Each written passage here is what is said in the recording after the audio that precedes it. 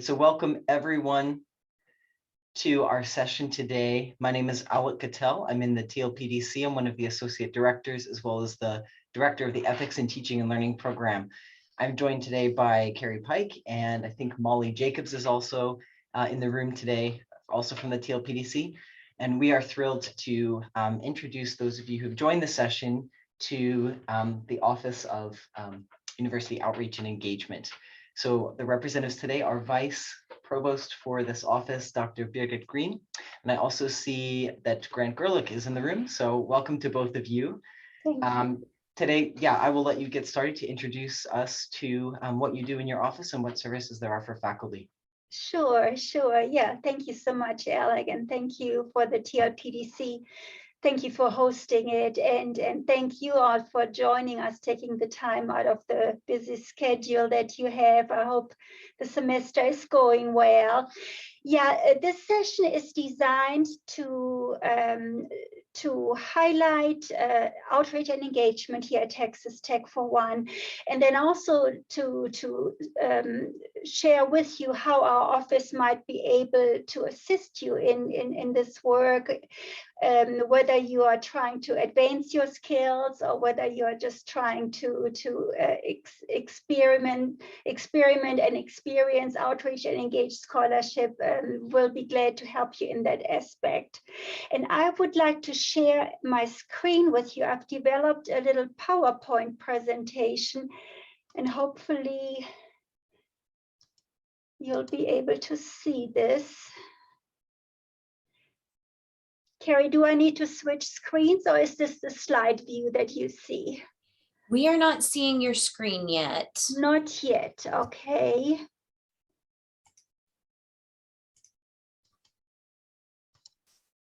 How about now? I'm Still still not. Mm-mm. Okay, shoot.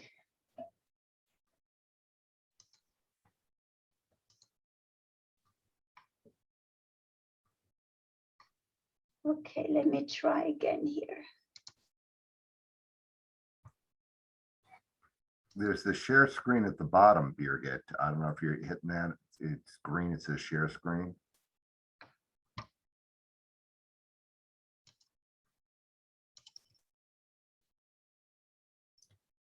Okay. There we go. Okay, great.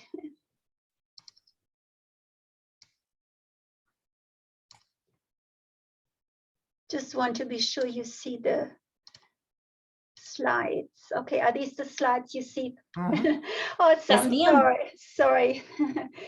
Yeah, so since many of you are new to the institution, Texas Tech's strategic priorities include outreach and engagement.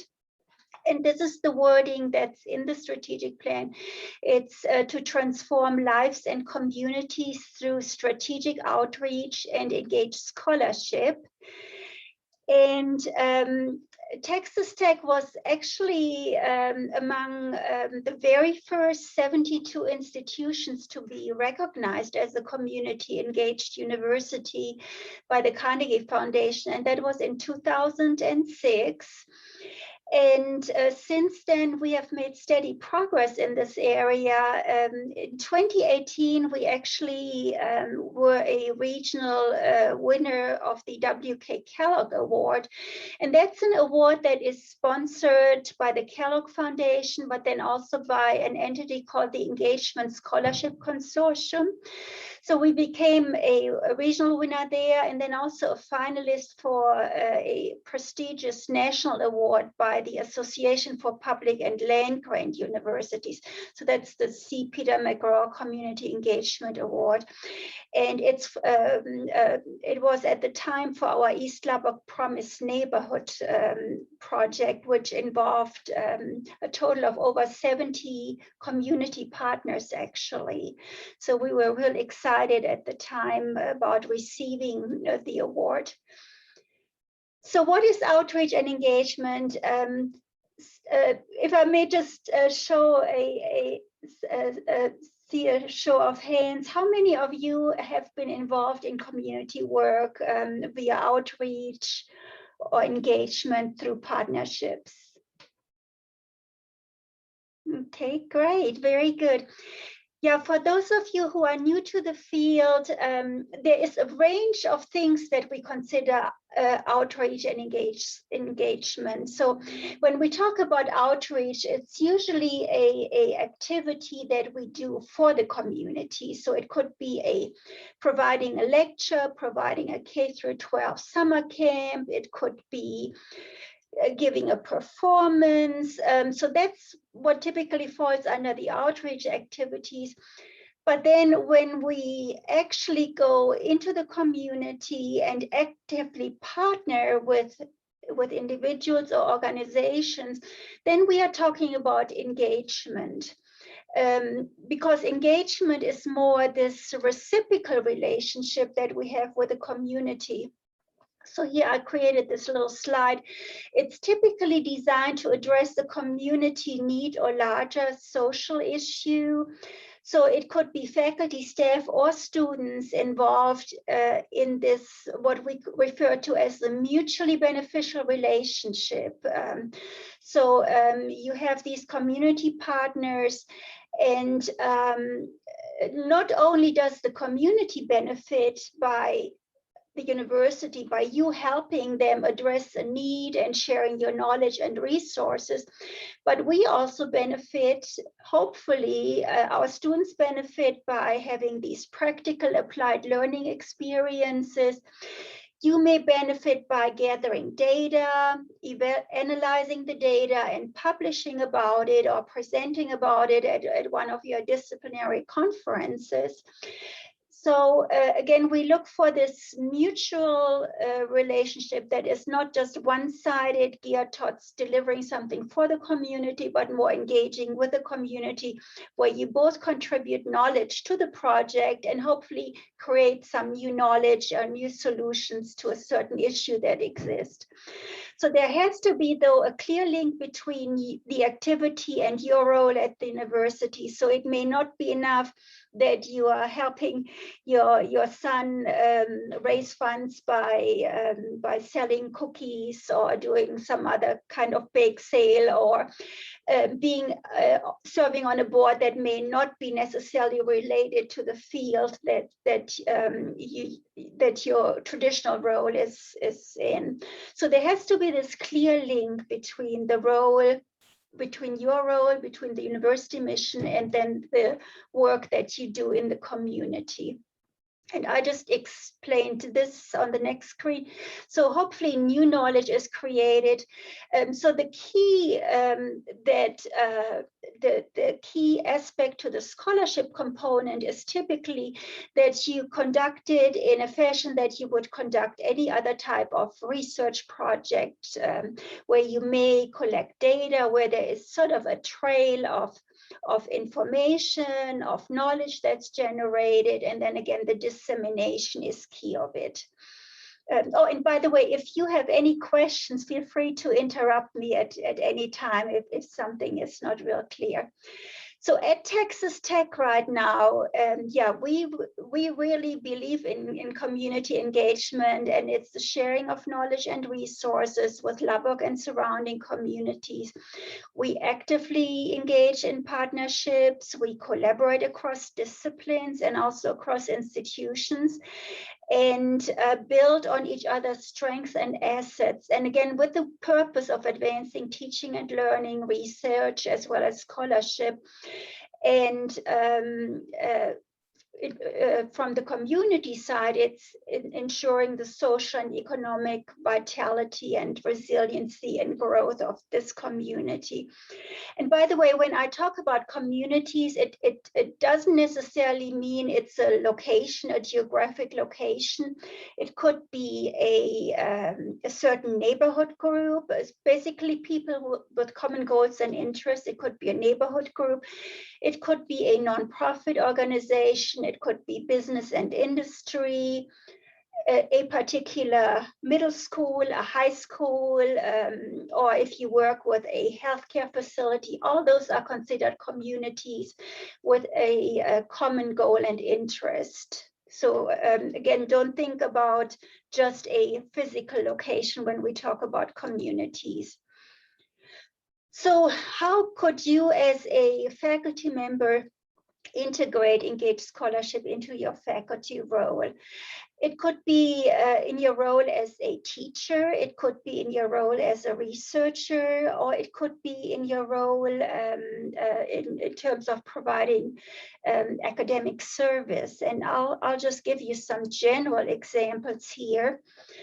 Under engaged teaching, our most popular way of engaging across campus are service learning courses. And of course, the service learning program is housed under the TLPDC. So it's the TLPDC works with faculty to integrate these partnerships with community organizations into coursework. And actually, there's those courses are as designated. There's a approval process, a submission process for it. Then I'd say our second most popular programs are the actually pre-K through 12, sorry, there's a little mistake there, and also pre-college programs. We have entities all across campus that engage in working with schools and school districts on certain issues. And then of course, public programs and events, which could be a performance, an exhibit, a demonstration. It could also be an online and off-campus class, or a study abroad program with an engagement component. We have had energy courses, commercial energy courses, where students traveled to South America and helped install solar panels on houses, so that there was a community engagement aspect to it. The same could be true with non-credit programs and also with contract training, obviously.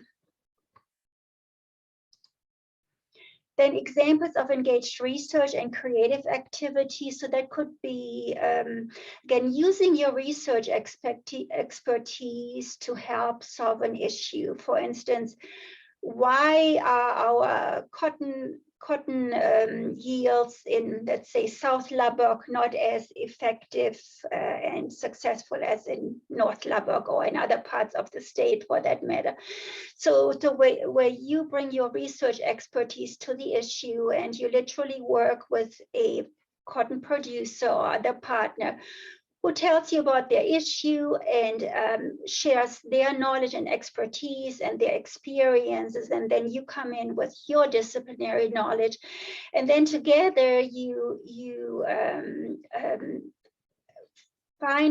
figure out, well, what's going on. You collect data, you give each other feedback, you might do a pilot project and again assess how that went, and then eventually you might publish about this work, and maybe not just with your within your discipline, but maybe there is a publication that goes out to all the cotton producers or all the K through 12 teachers, whatever the area of research may be.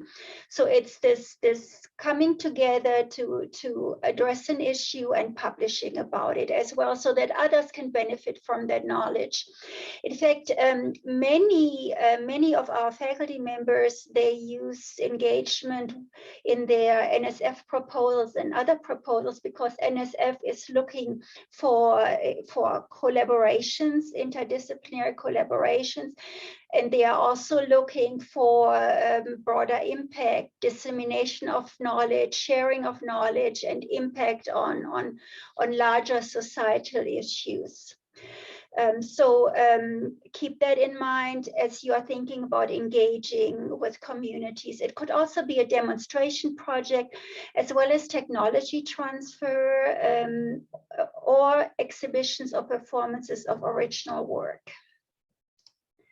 Then very typical under engaged service is technical assistance and consulting, but also clinical services involving maybe graduate students or PhD students in clinical services on mental health issues, on counseling issues, on maybe demonstrations to certain groups of professionals, but it could also be program evaluations as well as needs assessments.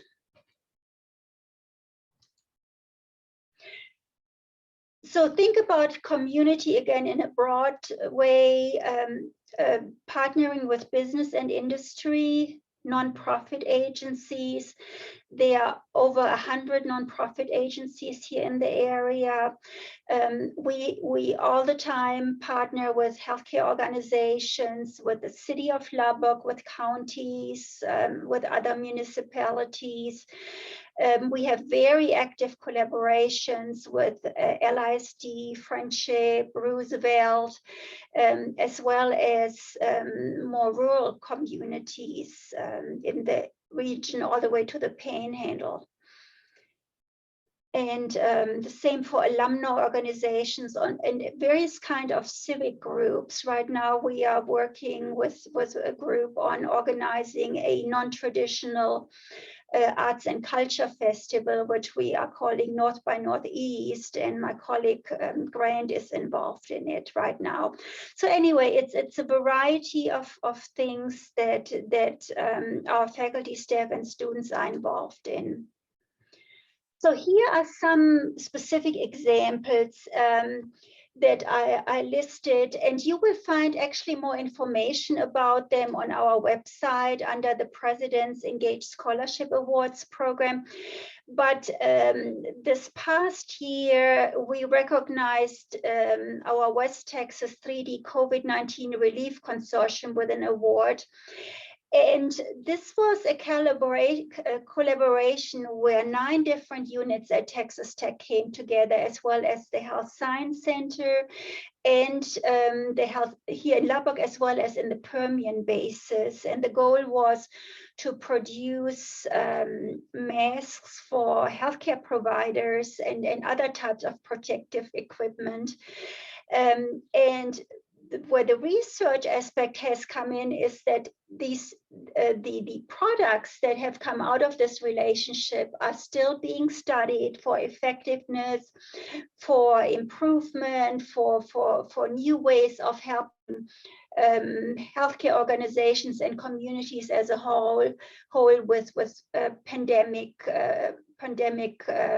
issues and protective equipment. So this is an ongoing collaboration that's going beyond the time that this need really occurred.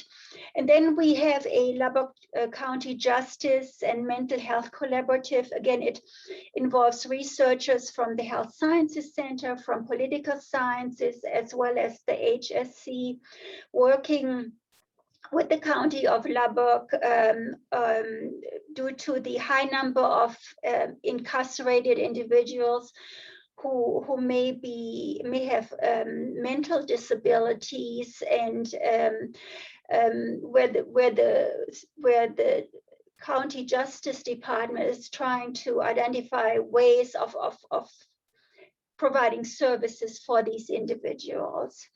And then you may well be aware of our Obesity Research Institute, again, a collaboration out of Kessner and Human Sciences, the Health Sciences Center, actively working with communities on education, prevention, pilot tests, you name it.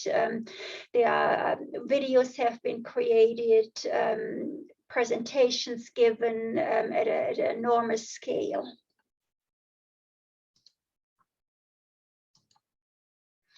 So here I'm summarizing the value of university community engagement just real quick.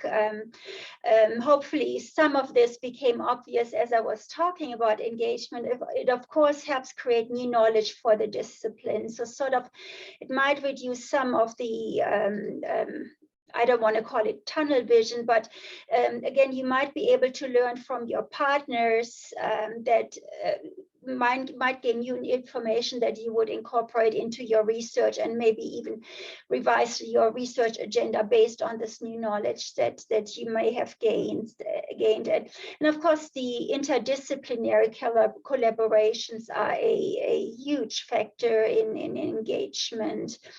It enhances innovative teaching and research practices, leverages resources.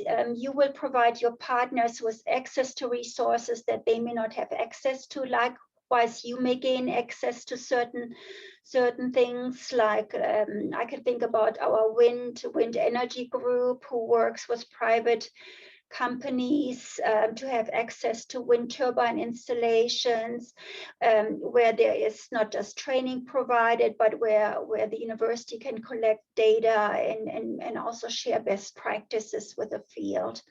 And it creates new funding opportunities. Again, NSF, NIH, and other foundations are looking for collaborations, for broader impact, and probably will be more willing to fund something that can show those kind of qualities. For the students, of course, think about applied learning experiences. So where you may not be the only one working with a partner, but you'll actually get your entire class or part of your students involved in a project where they learn from the project, but also apply their knowledge. It also helps them foster volunteerism, scholarship. They learn how to become field researchers and just citizens in a society. And we have also found that it increases persistence and success. And for the students, it also helps create career connections. Of course, for the community, it provides the community with access to resources that they may not have access to. And in general, just increases their capacity. I mean, what an asset to have a university of our size and this rich knowledge base that hopefully our community can tap into, our communities rather, various group where you engage in these mutually beneficial relationships. And in general, all of our goals are to contribute to the human and economic well-being of the region. For the institution, of course, we have a stake in advancing our core mission and strengthening our ties, broadening in general our academic thinking, and creating opportunities for working internationally and sharing information internationally, and maybe having these longer term relationships with partners overseas, and then also creating new funding streams for maybe for your field or for the university as a whole in certain areas of strength. Are there any questions so far? Okay, then I'll tell you a little bit more about our office. Here's our team. There are actually several of us. We have Dr. Opperman, our Associate Vice Provost, and then myself as an Assistant Vice Provost. We have to the left Sam Sumner, our Director of Community Partnerships, Andy Wilkinson. We have Grant Gerlich, who is on the call today. We have Lindsay, our coordinator, and also two wonderful students, Molly and Scott. So we consider ourselves sort of as a conduit or bridge builder between the university and the community. So if you have an idea about a specific project, we would gladly help connect you with community partners. So if you share your interests and ideas with us, then we would try to bring a stakeholder group most likely together where you can share your idea and where they are able to share their concerns or their interest in a certain issue. And hopefully out of that, there is a partnership that could develop and a project. And in terms of project implementation, we would gladly work with you and maybe provide some ideas how a project could be implemented, maybe incorporating an outreach component, maybe getting everything in place to conduct a 6 months or 1 year long study on something. And then also we'd gladly help you disseminate the information. And I've included some pictures here. For instance, here you see students who worked with the city of Rockport after Hurricane Harvey. And the city was trying to find ways of, first of all, rebuilding, but then also rebuilding better. And this faculty member is Melinda Caldwell, and her students came up with various design solutions that were then presented to the city of Rockport, who gave them feedback, and ultimately certain solutions were actually implemented in real life.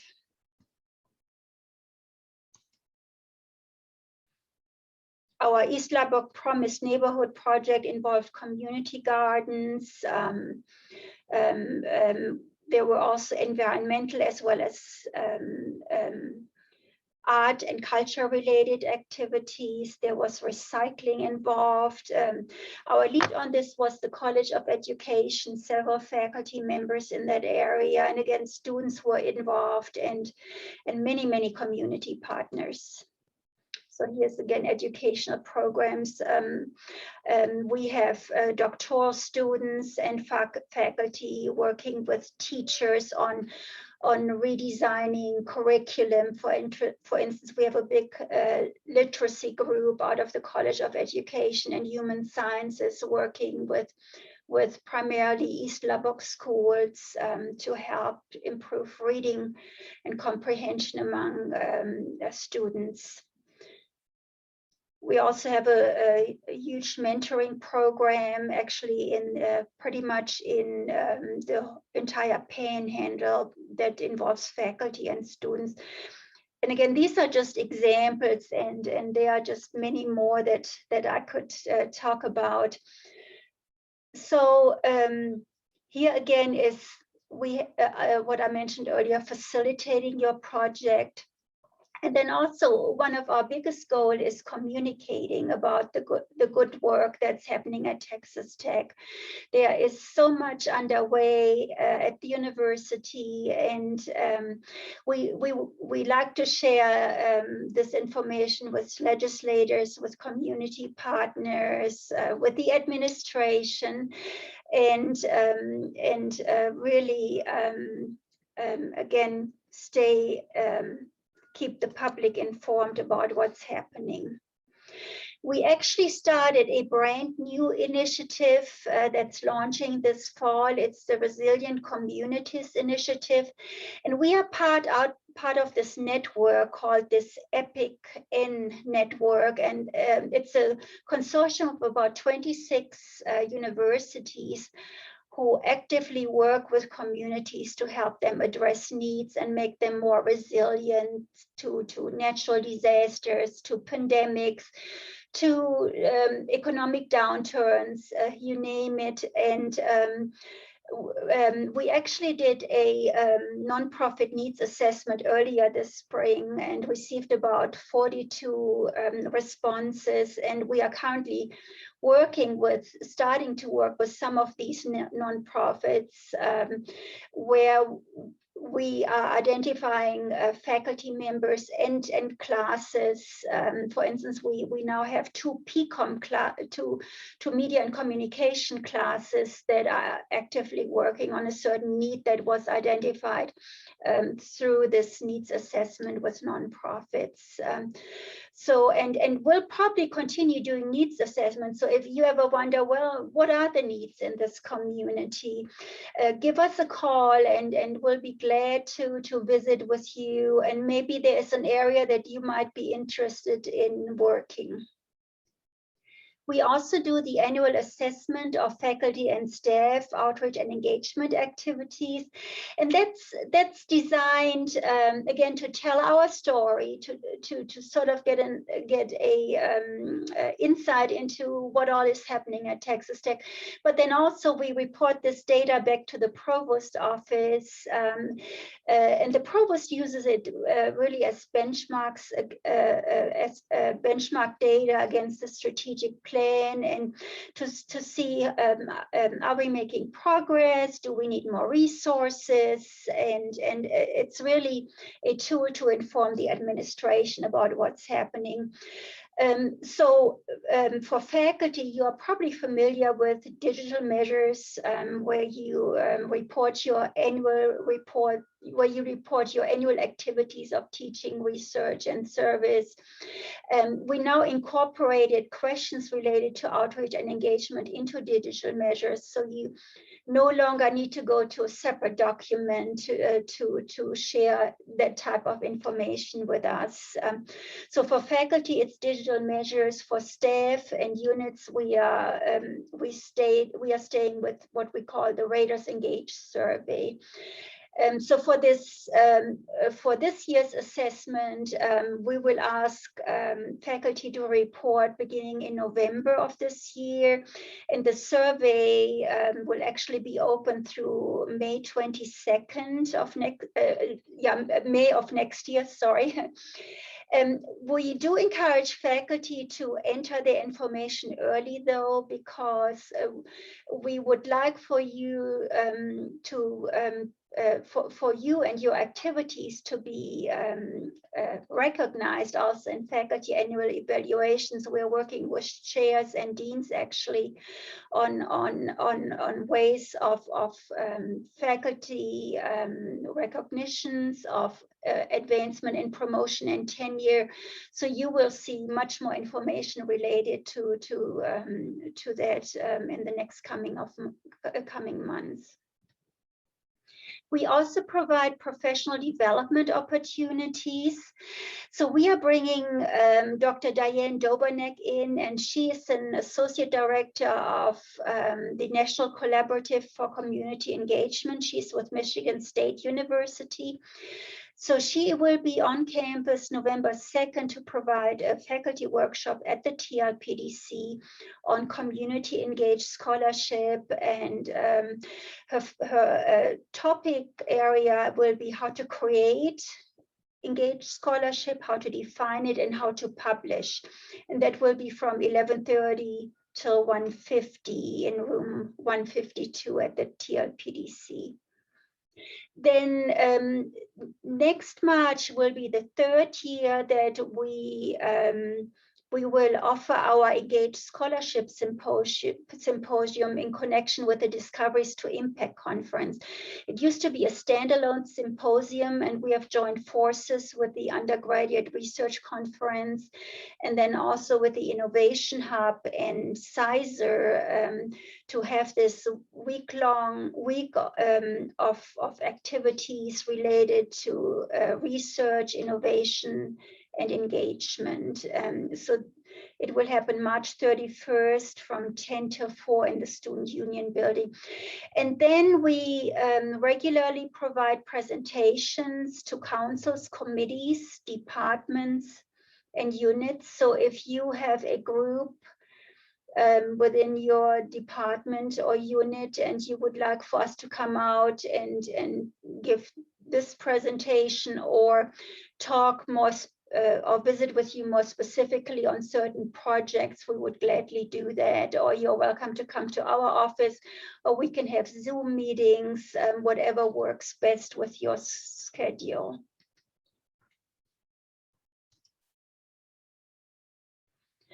I also want to point out that our website provides various online resources and tools for you, and I will give you our web address in just a little bit. And as mentioned earlier, when I talked a little bit about some projects, in 2018, we launched the President's Engaged Scholarship Awards program, and we have an Excellence in Engaged Scholarship Award for those faculty members who have been working with community partners on a longer term established project. But we also have a Emerging Engaged Scholarship Award for faculty members who might be thinking about a specific project and sort of can establish that the project could have a significant impact. So those types of projects will also be recognized.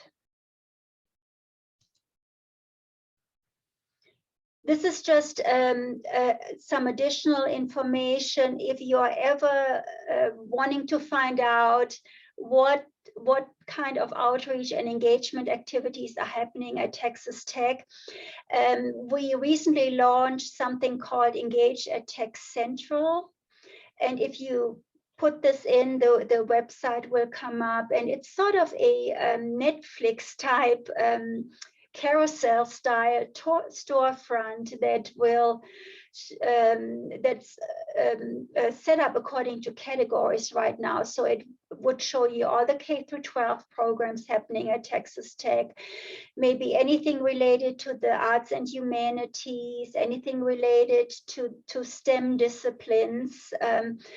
We are actually working on updating it, adding new projects and taking others off the side, but it's a great central resource for anything related to outreach and engagement at Texas Tech. So here is our website. It's University Outreach and Engagement. That's our email address. Our email address, and again, feel free to email us. It's University Outreach and Engagement at ttu.edu. And then our website is outreach and engagement .ttu.edu.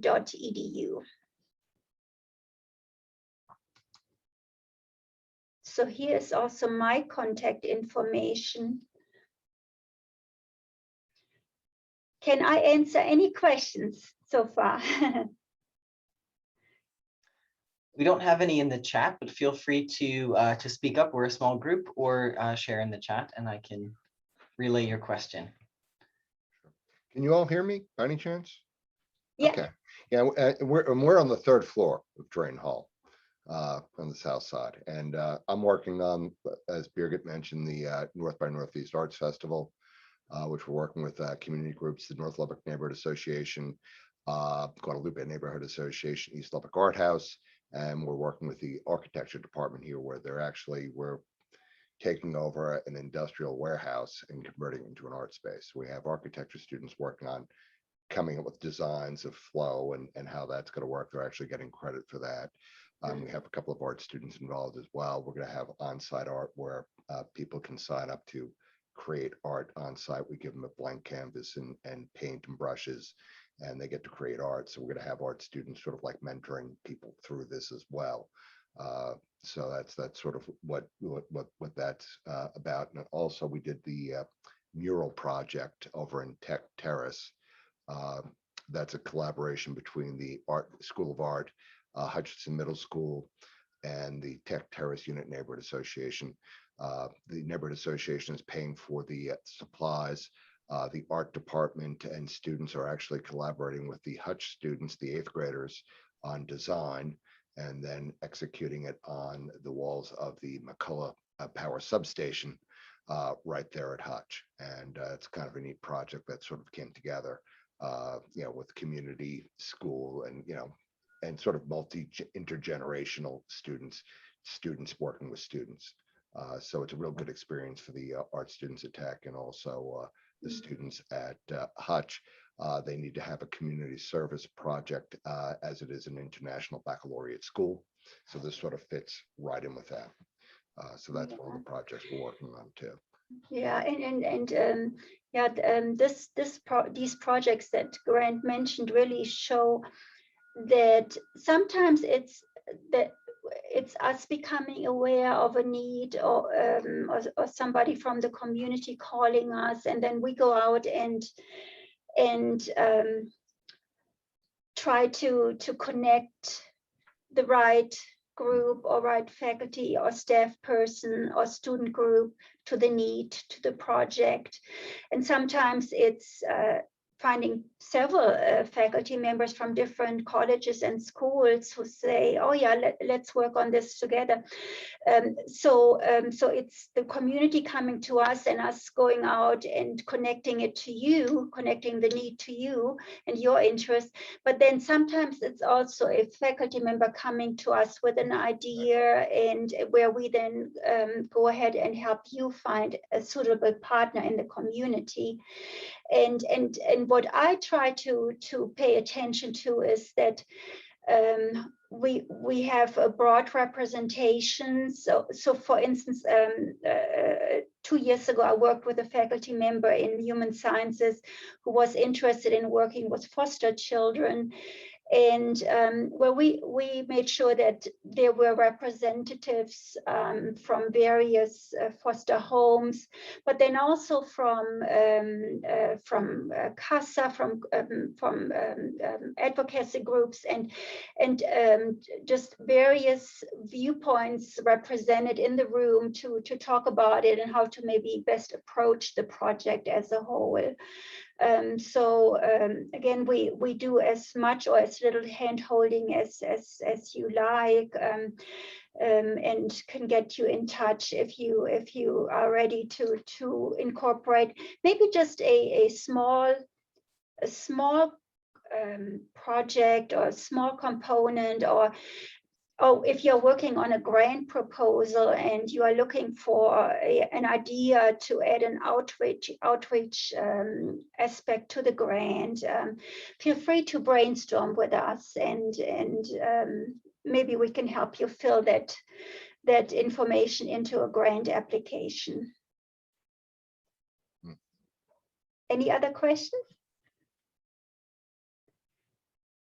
Okay, well, then what I'll do, I don't have any more to share, but we have this short 3-minute video where we captured some faculty perspectives on engagement. So if you have time to stay on this call, I will run it for you right now. And otherwise, again, feel free to give me a call or just send us an email, and we'd be happy to visit with you. Mhm. Thank you so much for sharing that information. I was taking many notes myself, and I'm sure we can follow up with you as we move forward and think about engaged scholarship. And yeah, so we know how to get in touch with you. Thank you so much. Yeah, again. thank Thanks you. for having us. Thanks so much.